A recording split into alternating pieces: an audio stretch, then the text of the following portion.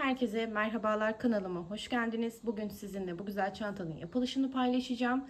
Yapılış aşamasına geçmeden önce kanalıma abone olmayı, videomu beğenmeyi, yorum yapmayı unutmazsanız çok sevinirim. Hemen şöyle kısaca da göstereyim. Malzeme tedariği de oldukça basit. Ben burada pamuk makrome ip ve 2 adet 70 santim uzunluğunda deri askı kullandım. Detaylı malzeme bilgisini birazdan tekrar vereceğim. Şimdiden herkesin eline emeğine sağlık. Evet, malzeme bilgisine gelecek olursak 2 milim kalınlığında pamuk makrome ip kullandım. Bu ipten ortalama 2 adet kullanacağız. 3,5 numaralı bir tığım var. Dilerseniz elinizin sıkılığına göre 4 numarayı da tercih edebilirsiniz ve bir adet de makasımız var. Çantamızın yapılışında 2 adet parça öncelikle öreceğiz. Daha sonra kenarlardan birleştirme ve askı dikimiyle işlemimizi bitirmiş olacağız. Malzemeleriniz hazırsa hemen yapılışına geçebiliriz. Evet, hemen sihirli halka ile işlemimize başlıyoruz. Bismillahirrahmanirrahim. Sihirli halkamızı yaparken parmağımıza bir tur gördüğünüz gibi doluyoruz.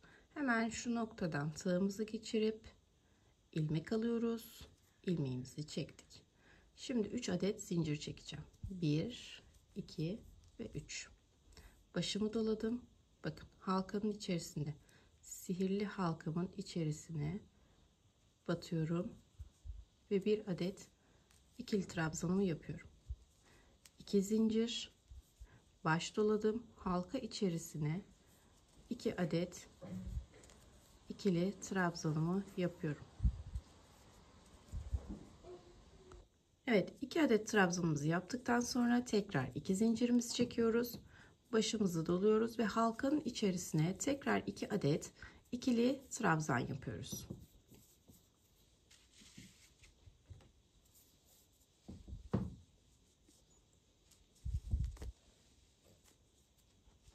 Anne.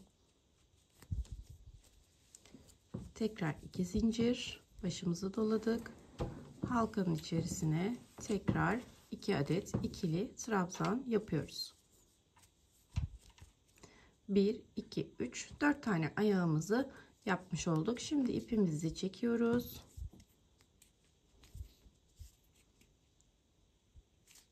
Evet. Bir zincir çektik. Başımızı doladık. Şimdi birleştirme kısmına geliyoruz. İlk önce çekmiş olduğumuz 3 zincir vardı. 1, 2, 3. Üçüncü zincirin tepesine batıyoruz. Şu anda tığımda 3 adet ilmeğim var. Bunun hepsini bir kere de çekiyorum. Bu şekilde. Şu ipi de arkadan biraz daha sıkılaştıralım. Şimdi tekrar 3 zincir. 1, 2, 3. İkinci sıraya geçiyoruz burada artık. Başımızı doladık. Hemen şu köşede oluşturduğumuz deliğin içerisine batıyoruz. Ve ikili trabzanımızı yerleştiriyoruz. Başımızı doluyoruz. Hemen şu trabzanımızın tepe noktasındaki ilmeğe batıyoruz. Bir adet ikili trabzan yapıyoruz. Başımızı doluyoruz. Hemen ikinci trabzanımızın tepesindeki ilmek noktasına batıp tekrar ikili trabzan yapıyoruz. Bu şekilde. Şimdi başımızı doladık. Köşe noktasını çalışacağız. Köşe noktamıza 2 adet ikili trabzan yapıyoruz. 2 zincir çekiyoruz. Başımızı doladık. Tekrar aynı noktaya 2 adet ikili trabzanımızı yerleştiriyoruz. Evet, bu şekilde ilk köşemizi de tamamıyla oluşturmuş olduk. Tekrar alt noktadaki ikili trabzan tepesine batıyoruz ve bir adet ikili trabzan yapıyoruz. İpimizi doladık. Alt sıradaki ikili trabzan tepesine batıp tekrar bir ikili trabzan yapıyoruz. Başımızı doluyoruz. Tekrar köşe noktasına 2 adet ikili trabzan, 2 adet zincir, tekrar aynı noktaya 2 adet ikili trabzan.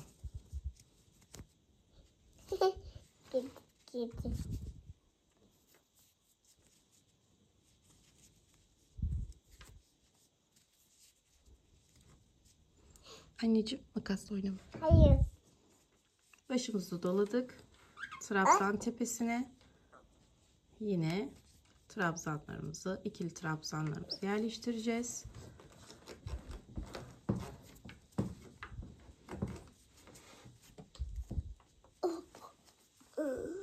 Bir diğerinin tepesine yine yaptık.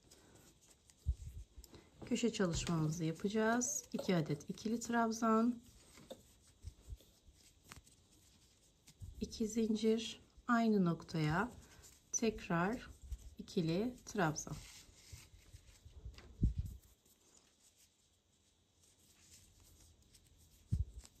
Evet, son kenardayız artık. Tekrar ilmek tepelerine,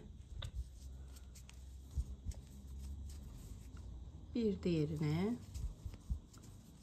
ve son köşe çalışmamıza geldik. Bakın, şuradaki boşluğa batıyorum. Başlarken zaten ilk aslında köşe ayağımızı oluşturmuştuk. Buraya 2 tane ikili trabzan yapıyorum.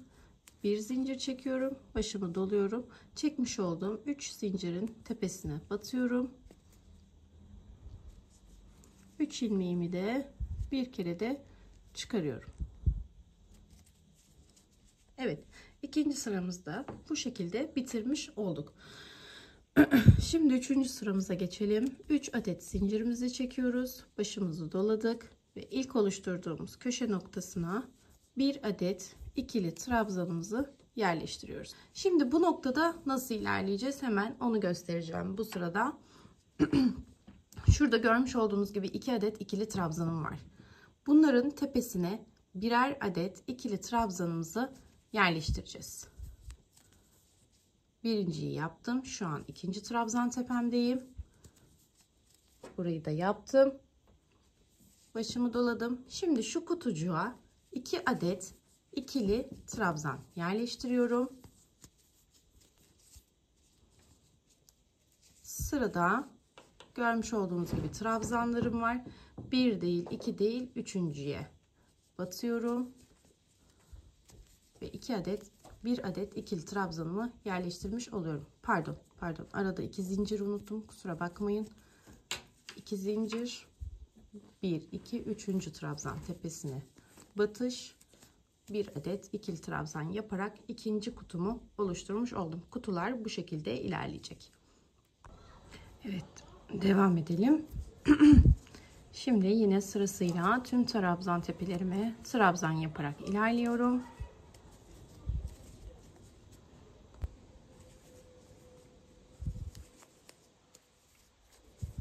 Köşe çalışmamızı yapıyoruz.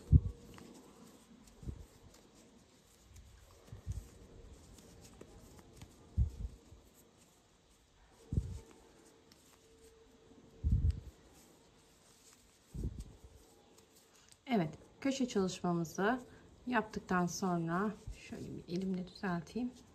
Yine şurada olduğu gibi trabzan sıramı ilerleteceğim.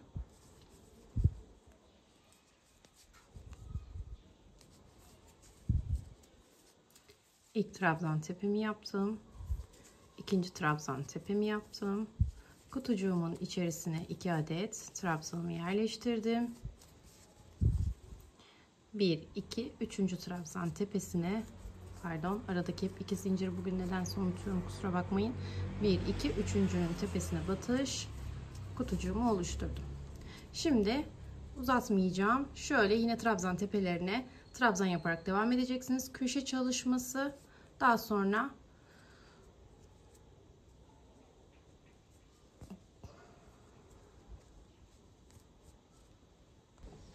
evet, şimdi sırasıyla tüm trabzan tepelerine trabzanlarımı yerleştireceğim.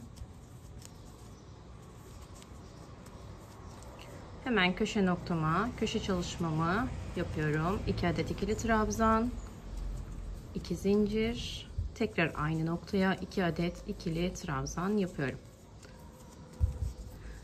Hemen gördüğünüz gibi 2 tane trabzan karşıladı. Tepelerine birer adet ikili trabzan yerleştiriyorum.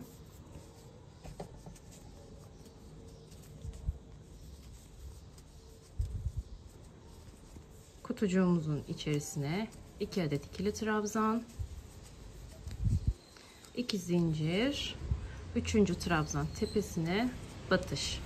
Şimdi şöyle göstereyim. Bu sırada da yine tüm trabzan tepelerine batacaksınız. Köşe çalışması, 2 trabzan tepesine yine trabzan yapılacak. Boşluktaki kutuya 2 adet trabzan, üçüncüye tekrar kutucuk oluşturacağız. Bu sırada bu şekilde ilerleyecek. Çok hani kolay bir yapım olduğu için sizi sıkmak istemiyorum açıkçası. Bu sırayı bitirdiğimizde tekrar bir üst sıra için görüşelim. Evet, köşe noktamıza kadar geldik. Hemen köşe noktamıza 2 adet ikili trabzanımı yapıyorum. Bir zincir, 3. zincir tepesine batış, 3 ilmeği birden çekiyorum. Şimdi artık bir üst sırama geçeceğim. Bir üst sırada kutu sayısını 2'ye çıkartacağız ki şu yelpaze şeklini oluşturabilmek adına, şu döngüyü oluşturabilmek adına. Hemen zincirden sonra aynı noktaya ikili trabzanımı yaptım. Şimdi 2 kutu oluşturacağız dediğim gibi. 2 adet zincirimi çekiyorum. Köşe çalışmamı yaptıktan sonra 1, 2, 3. 3. trabzan tepesine, zaten her zaman 3. trabzan tepesine batacağız kutucuk yaparken, bilginiz olsun. İlk kutucuğumu yerleştirdim.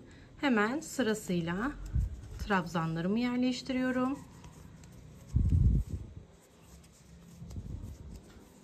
Kutucuğumun içerisine de 2 adet trabzanımı yerleştireceğim.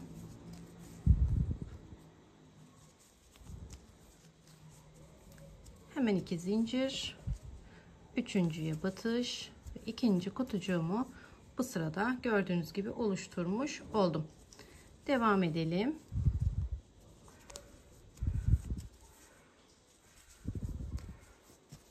Trabzan tepelerini yerleştiriyorum şu anda. Köşe çalışması,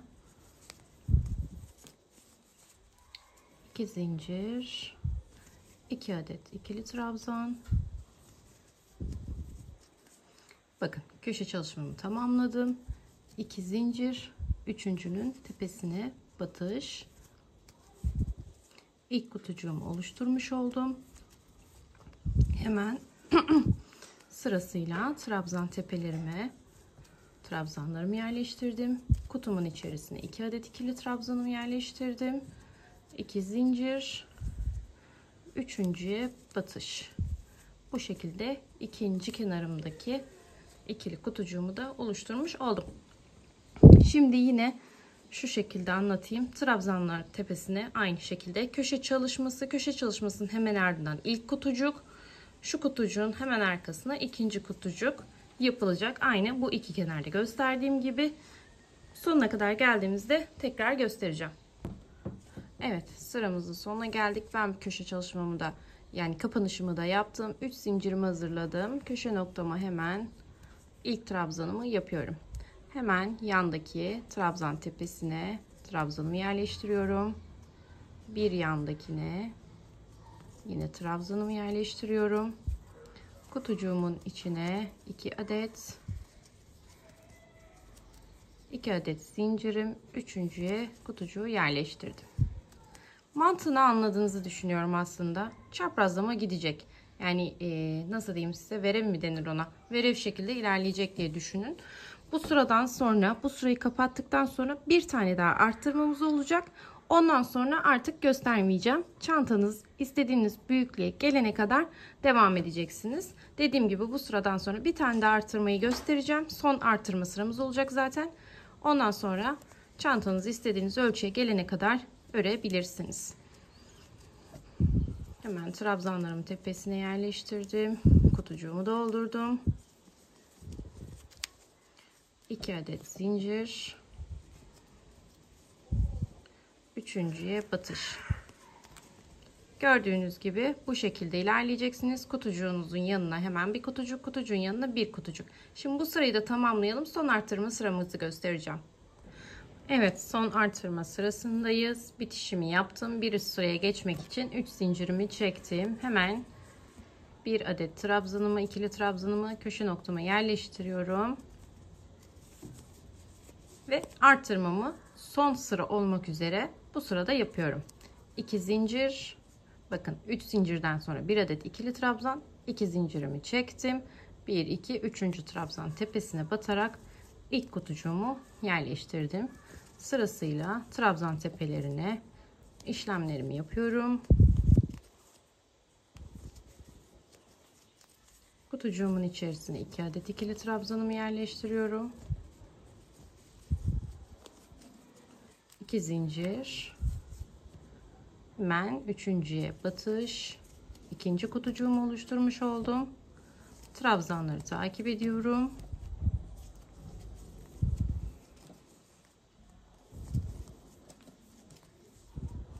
Kutucuğumuzun içerisine 2 adet pardon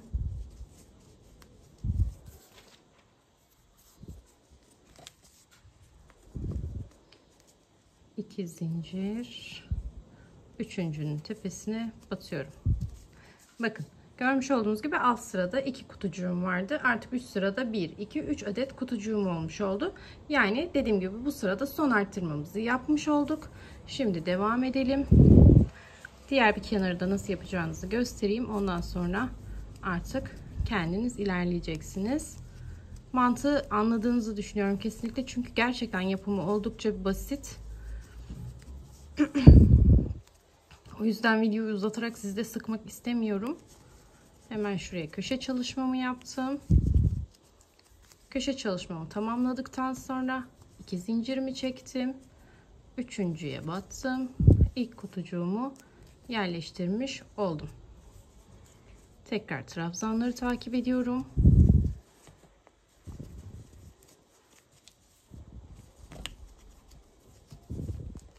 Kutucuğuma 2 adet, 2 zincir, üçüncüye batış, trabzan tepelerini yerleştiriyorum.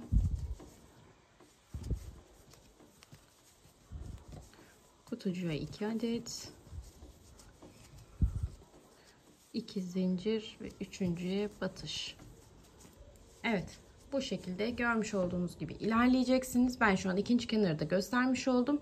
3 ve 4'e tamamlayıp bir üst sıraya geçeceksiniz. Şimdi dediğim gibi bu sıradan sonra göstermeyeceğim. Ben şimdi nerede kaldım hemen onu size göstereyim. Ben şu anda şu sıradayım, bakın şu sırayı yaptım. Son artırma sıramı yapmış oldum gördüğünüz gibi. Bundan sonra 1 2 3 4 5 6 sıra kadar gitmişim. Tabii 1 2 3 4 5, evet 6 sıra daha ilerlemişim. Ondan sonra çerçeveleme işlemine geçmişim. Ben bu boyut yeterli olur diye düşündüğüm için 6 sıranın sonunda çerçevelemeye geçmişim. Siz daha büyük ya da daha küçük istiyorsanız sayıyı artırıp azaltabilirsiniz. Dediğim gibi biz şu an şunu çekeyim şuradan. Şu sırayı yaptık. Bir üst sıraya çıktığınızda köşe çalışmasını yapacaksınız. Trabzan tepelerini yapacaksınız. Kutucuğunuzun üstüne yine 2 adet trabzanınızı yapıp ilk karenizi oluşturacaksınız. Sonraki işlemler hep aynı zaten. Yani kutucuğa kadar, daha doğrusu kutucuk da dahil olmak üzere trabzan çalışmalarınızı yapıyorsunuz. Kutucuğu geçtiğinizde 3. trabzanın tepesine kutucuk işlemi yaptığınızda bu şekli kazanmış oluyorsunuz zaten. Anlamadığınız bir yer olursa yine yorumlarda da sorabilirsiniz. Yardımcı olurum zaten. Ama dediğim gibi gayet basit bir motif. Rahatlıkla yapabileceğinizi düşünüyorum. Şimdi bu istediğiniz boyuta geldiğinizde tekrar görüşelim. Evet, ben şimdi birinci kısmını bitirdim. İpimi koparmadım. Etrafının çerçevesini birlikte yapacağız. Şimdi şöyle de söyleyeyim. Kaç sıra yapmışız hemen onu da söyleyeyim size. Şu orta göbeğin köşe kısmından saymaya başlıyorum. 1, 2, 3, 4, 5, 6, 7, 8, 9, 10, 11, 12 ve 13. Totalde 13 sıra işlemimi yapmışım. Hemen şimdi çerçeveleme kısmına geçiyoruz. Şu an burada bir zincir çektim. Bunu 3'e tamamlayacağım. Başımı doladım. Bakın, çerçeve kısmını yaparken şu köşe noktasına herhangi bir çalışma yapmıyoruz. Şu ilk bizi karşılayan trabzanın tepe noktasına batarak ikili trabzanlarımı yapmaya başlıyorum. Hemen yanındaki trabzan tepesine Çerçeveleme işlemini yaparken ikili trabzanlar şeklinde çalışacağız. Gördüğümüz her bir trabzan tepesine birer adet ikili trabzan yapacağız. Karşımıza çıkan kutucuk içerisine 2 adet ikili trabzan yapacağız.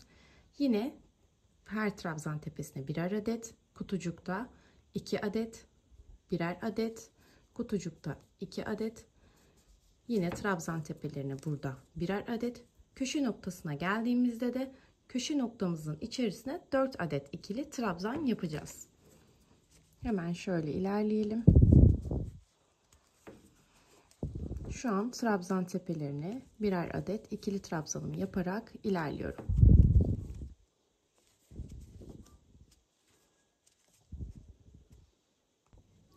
Evet, son trabzan tepeme geldim.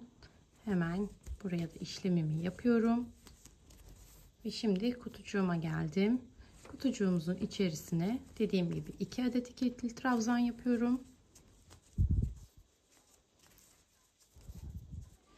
Ve beni karşılayan ilk trabzan tepeme batarak tekrar her trabzan tepesine birer adet ikili trabzan yaparak ilerliyorum.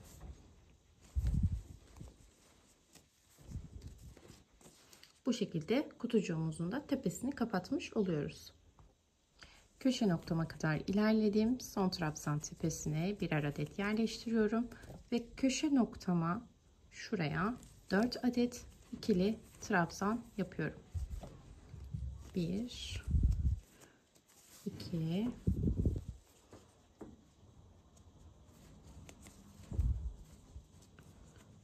3 ve 4. Şimdi hemen diğer kenara geçiyorum. Beni karşılayan ilk trabzan tepemden başlayarak sık iğnelerimi yerleştiriyorum. Şimdi buradan sonrasını anlatmayacağım. Şu an biz birinci kenarını yaptık. İkinci kenarımızı yapacağız. Aynı şekilde üçüncü kenarımızı yapacağız.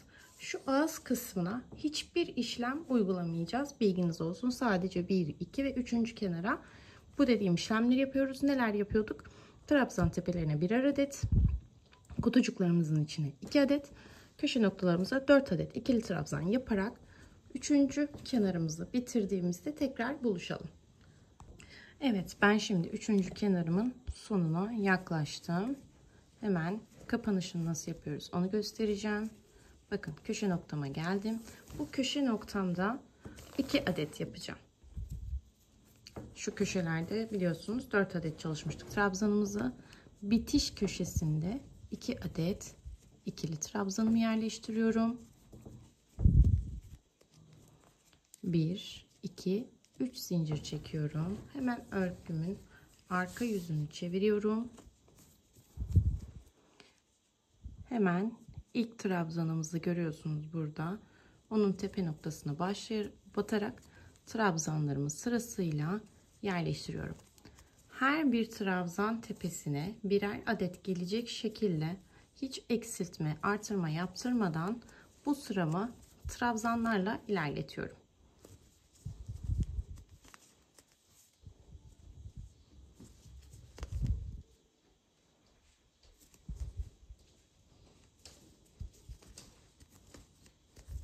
Evet, bu şekilde. Dediğim gibi ikinci sıramızda her trabzan tepesine birer adet trabzan yerleştiriyoruz. Köşede bakın 4 tane trabzan çalışmıştık ya. Hiçbir işlem yapmıyorsunuz. Direkt sırasıyla tek tek trabzanlarınızı yerleştirerek yine başladığımız noktaya geliyoruz. Dediğim gibi şu 4. ağız kenarına hiçbir işlem yapmıyoruz. Evet, ben şimdi ikinci kenarımı da bitirdim. Şu anda örgümün ön yüzü, temiz yüzünde. Burada hemen ikinci parçamın da yine ön yüzünü birbirine bakacak şekilde kapatıyorum. Şimdi artık etrafını işleyeceğiz ve birleştirmiş olacağız. Hemen bakın şurada ipimi koparmadım ki devam edebileyim diye. Şöyle alıyorum.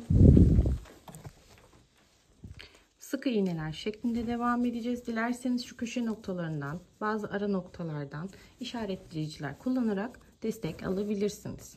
Şimdi şu an bakın gördüğünüz gibi köşe noktamdayım. Hemen bunun da köşe noktasını buluyorum. Şuradan batışımı yapıyorum ve içerisinden ilmeğimi çıkarıyorum. Şöyle biraz daha sıkıştırayım. Köşe noktama battım. İçerisinden ilmek kaydırıp diğerinin içerisinden kaydırıyorum. İlk başlarken bu şekilde yapacağım. Daha sonra her ilmek tepesinde bulunan, yani trabzanlarımın tepesindeki ilmeklere karşılıklı batarak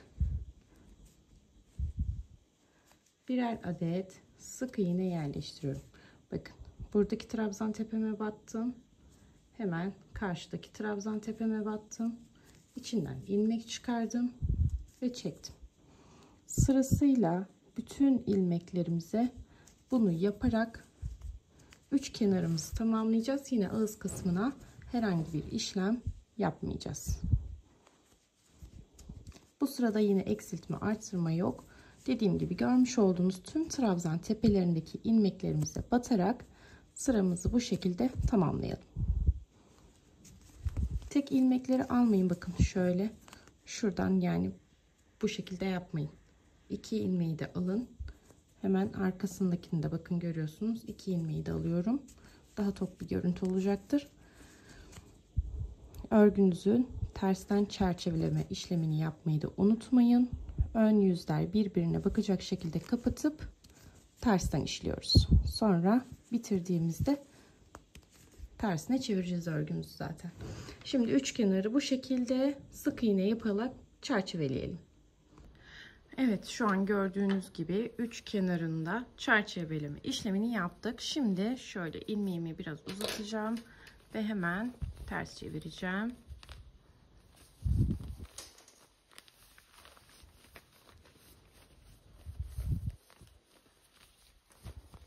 Evet, bu şekilde ön yüzünü çevirmiş olduk. Bakın, kenarlarını birleştirmeden sonraki görüntüsü bu şekilde. Şurayı da hemen düzeltelim. Evet. Sadece şimdi şu ağız kısmına ikili trabzanlar halinde işlemimizi yapacağız. Şuradan hemen ilmeğimi alıyorum. Hemen bakın, şu an birleştirme noktasındayım. Orta noktadayım. 3 adet zincirimi çekiyorum. Başımı doluyorum. Hemen şu orta alana, gördüğünüz birleştirme alanına hemen bir tane ikili trabzanımı yapıyorum. Hemen takip eden ilmeğe tekrar sırasıyla bütün ilmek tepelerine ikili trabzanlar yerleştireceğim. Bunu bir sıra yapacağım. Bakın şurada şu çerçeveli işlemini yapmadan önce bakın, şurada son köşe noktamız var. Sonrasında bizi bir ikili trabzan karşılıyor. Bu alanlara ikişer adet ikili trabzan yapacağız. Birinciyi yaptım. Aynı noktayı tekrar batarak ikinciyi yapıyorum. Köşe noktama geldim. Buraya bir adet ikili trabzanımı yaptım. Hemen takip eden ilk ikili trabzanın tepesine bir tane yaparak tüm ilmeklerime ikili trabzan yaparak devam edeceğim. Yani mantık şu şekilde, hemen kısaca özetleyeyim. Trabzan tepelerine birer adet trabzan, küçük kutucuklarımın içine ikişer adet trabzan, yine burada 1 2 1 2 1 1 devam edecek. Şurada küçük bir kutucuğumuz var, gördüğünüz gibi. Şöyle göstereyim. Yine buraya 2 adet ikili trabzan yapacağım. Şu alana 2 adet, şu alana ikili adet, zaten kendini belli ediyor. Tek ilmek olanlara birer adet yaparak bu çerçeveyi tamamlayacağız. Şimdi ben şu alandayım. Her trabzan tepesine birer adet ikili trabzan yaparak devam edeceğim. Görüntüsü de bu şekilde olacak. Tekli trabzan tepelerini bitirdim. Küçük noktalarıma geldim. Dediğim gibi küçük kutucuklarımın içerisine 2 adet çalışıyorum. Aynı noktaya 2 adet ikili trabzan çalışıyorum. Ve hemen beni karşılayan trabzan tepeme batarak yine birer adet ikili trabzanımı yapıyorum.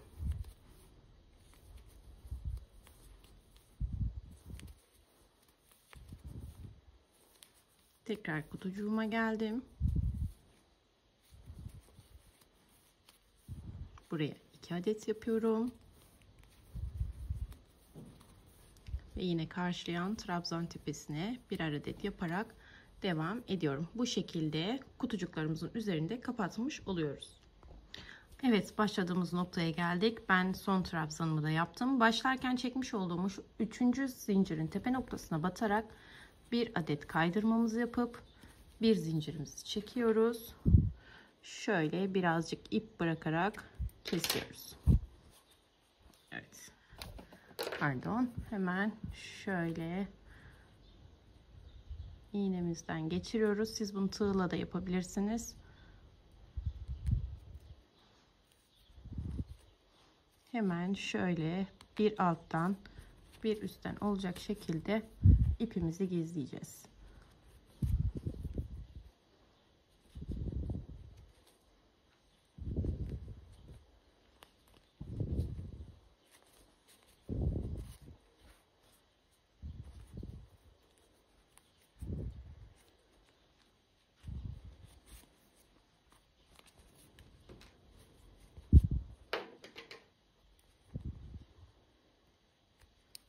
Evet, örme işlemimiz bitti.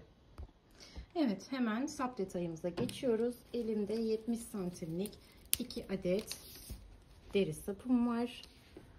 Şu şekilde konumlandırarak ikisini de dikeceğim. İlk önce ben dikiş ipiyle dikeceğim, sıkılaştıracağım. Daha sonra örmüş olduğum ipte çaprazlama birer kat süslü dursun diye geçeceğim. Ondan sonra çantamızın işlemi tamam olacak.